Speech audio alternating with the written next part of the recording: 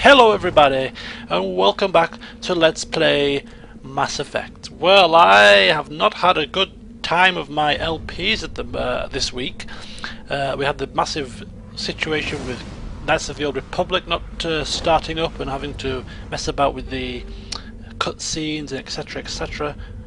And today I recorded quite a big session of Mass Effect, and I say quite a big session. It was about an hour and a half, but after I edited it down it's about an hour and 15. Anyway, I start to edit the video to get it all rendered and stuff, and there was a problem with the commentary. The commentary was all fuzzy, was all really quiet, so I looked up my computer settings, and for some bizarre reason the microphone recording device was set as the webcam microphone, not the headset microphone, so I've lost the entire commentary for this video. Hence I am doing it post gameplay, so I am having to sit now for the next hour and a bit to re-record the commentary that I've already done for this game today. It was either do this or leave you with no commentary at all, which would be rather pointless, to be fair. I cannot redo the footage again because I've saved over the footage for the day's session, which I really should stop doing that, because I should account for things like this happening every once in a while, probably more than once in a while when it comes down to me, because things always have a habit of going horribly wrong. Anyway, I will do my best to keep you entertained with post commentary. I hope it's as funny as the first bunch of commentary I did. No, not really, because I find it a lot more difficult to fill the time when doing commentary after the game footage, so I'll do my best. Anyway, last time we left off, we were tackling the Geth at numerous outposts in 4 different systems in this cluster, and I think that we are on the 3rd planet, the 3rd system, so there's 2 more outposts to go. And judging by the fact that my radar is jammed in the bottom corner, I'm going to hazard a guess that we are approaching another Geth outpost. Indeed we are. It sounds stupid saying that, because I know we are, because I've just played this an hour ago. Anyway, here we go.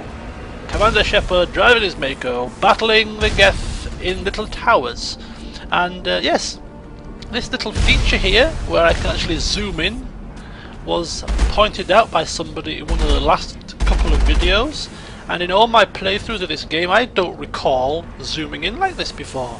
I always used the left trigger to zoom, but never pressed in the right thumbstick to zoom it in even further like that. So whoever informed me of that little nifty trick, much thanks. And I have a lot of fun right now taking down the Geth in their little hidey holes. One by one they will fall to Commander Shepard's superior driving ability.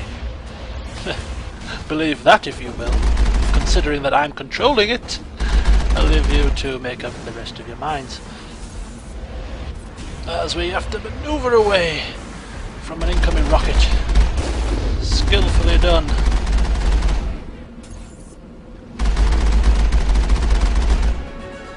And there is the lovely sound of the levelling up. I do love it. And yes, I recall spending a little bit of time here explaining how I was going to level up my Shepard character. And basically what I was saying is, first of all, Charm and Intimidate, I'm probably spending too many points by trying to level both up. Now, considering that my Shepard generally is going to be a good guy, he is a ruthless good guy, as I outlined at the start of the LP. He will get the job done, even if it means killing innocent people, even if it means bending the rules occasionally. If he believes it's for the greater good, he will do it. So I will probably focus on Charm more than Intimidate from now on, rather than spreading my points thinly. Also, I think I'm a little bit lacking in assault rifles. I could really do with a few more points being put in there in the not too distant future. I'm not too bothered about warp because I'm going to be focusing on warp with Rex. Spectre trading I'm happy with as it is at the moment. Vanguard I'm saying now, because it increases biotic protection and we don't really see too many biotics in the game, and also it increases pistol and shotgun damage, neither of which we use. I think Vanguard is probably a little bit redundant really, and I've probably spent too many points on it to be totally fair with you, so I'm not going to put any more points into Vanguard. I'm going to focus on assault rifles. I'm going to focus on getting throw to advanced, and also getting lift to advanced as well, and then also tactical armor. A couple more points in tactical armor so that I can increase or wear medium armor. Those are generally going to be the stats that I'm going to be improving in the near future. Tactical armor, throw to advanced, lift to advanced, and then assault rifles.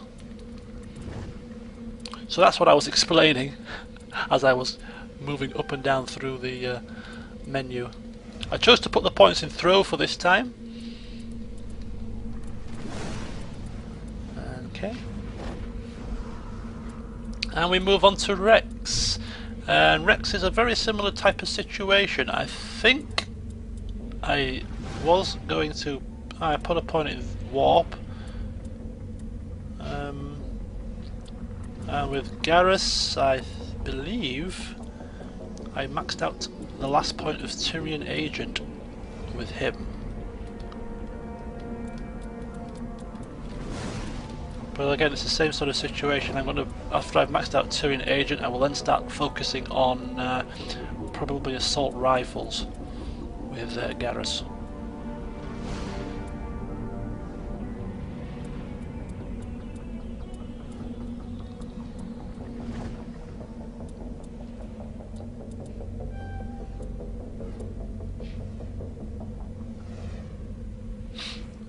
And that is that, I think. And I always like to do that little spinny thing with the control stick as I'm leaving the menus. I don't know, it's like an OCD thing. There's a Geth ship!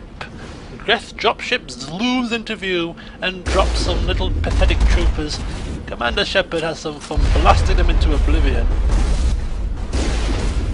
And as you notice in the bottom right corner of the screen, the Geth dropship actually has, although as you see him on the left, he went flying.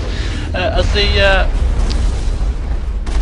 bottom left hand corner of the screen, the Geth dropship actually has a health bar, which would indicate to the more observant person that it probably needs to be taken down. And I finally realised this, better late than never, as it continues to drop shock troopers and soldiers onto the ground, causing me no end of concern. My shields are wearing very thin. I lose control of the Mako for a temporary short moment as I drive down. Oh, and off we go. I saw my shields were getting extremely low. I made a swift retreat to the bottom of the hill so that I could easily see when the soldiers reach the top, so I could take them down swiftly and quickly. And I also get cover and protection because I'm below the brow of the hill. And as I then slowly take down the Geth dropship, missile by itty bitty missile.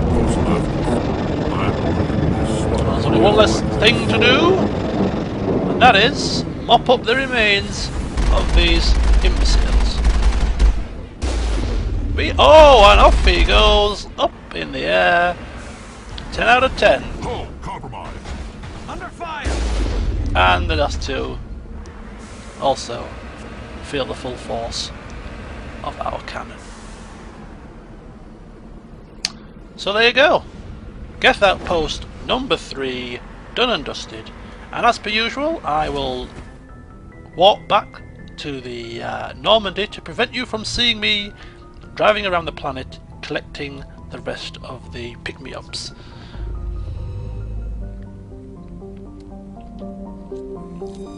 So, onwards we go to the fourth and final system to explore the last of the Geth outposts.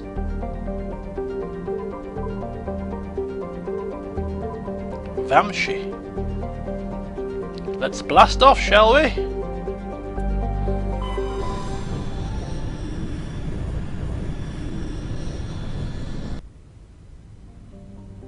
Okay, here we are in the Vamshi system. As usual, I will no doubt go through all the planets, feeding you useless information about what it's made up of and how far away it is from its sun, etc, etc. But I think it's part of the game. It makes for the immersion factor. Right, Pregal.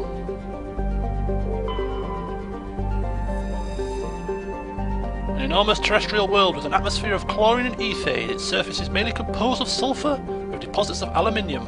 No landing has ever been attempted, and we're not going to attempt it either. As we collect some Tyrian insignias there. Almos. A nice purpley blue planet. Traces of sodium darkening its atmosphere. And that should be it. I think that's only 3 planets in this system. Finally, we come to Margie. Margie orbits the Vamshi binary giant stars. Vamshi A is a blue star of spectral class A4111, which burns at half again the temperature of Sol.